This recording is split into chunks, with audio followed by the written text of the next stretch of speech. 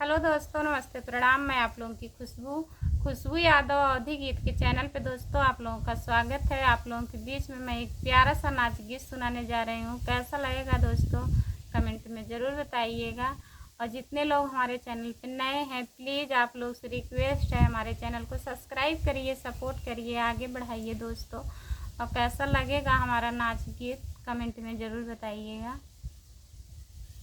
काली साड़ी ना लेबई कमर में छुप जाई हो, काली साड़ी ना लेबई कमर में छुप जाई हो।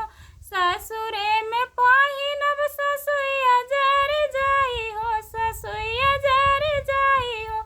नैहरे में पहिनब नजर लगी जाई हो, नैहरे में पहिनब नजर लगी जाई हो। काली साड़ी ना लेबई कमर में छुप जाई हो, काली साड़ी ना लेबई कमर में छुप जाई हो।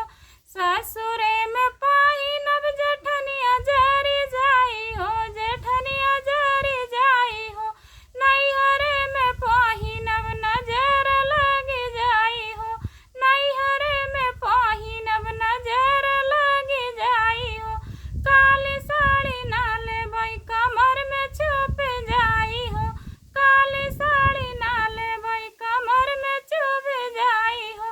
ससुरे में पहिनब देवरनिया जरी जाई हो, देवरनिया जरी जाई हो। नैहरे में पहिनब नजर लगी जाई हो, नैहरे में पहिनब नजर लगी जाई हो। काली साड़ी ना लेबई कमर में छुप जाई हो, काली साड़ी ना लेबई कमर में छुप जाई हो। ससुरे में पहिनब ननदिया जर जाई हो, ननदिया जर जाई हो। नैहरे में पहिनब नजर लगी जाई हो, नैहरे में पहिनब नजर लगी जाई हो।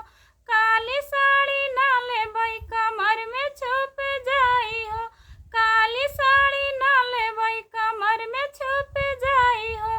ससुरे में पहिनब पड़ोसिया जरी जाई हो, पड़ोसिया जरी जाई हो। नैहरे में पहिनब नजर लगी जाई हो, नैहरे में पहिनब नजर लगी जाई हो। काली साड़ी ना लेबई कमर में छुप जाई हो, काली साड़ी ना लेबई कमर में छुप जाई हो। कैसा लगा दोस्तों कमेंट में बताइएगा।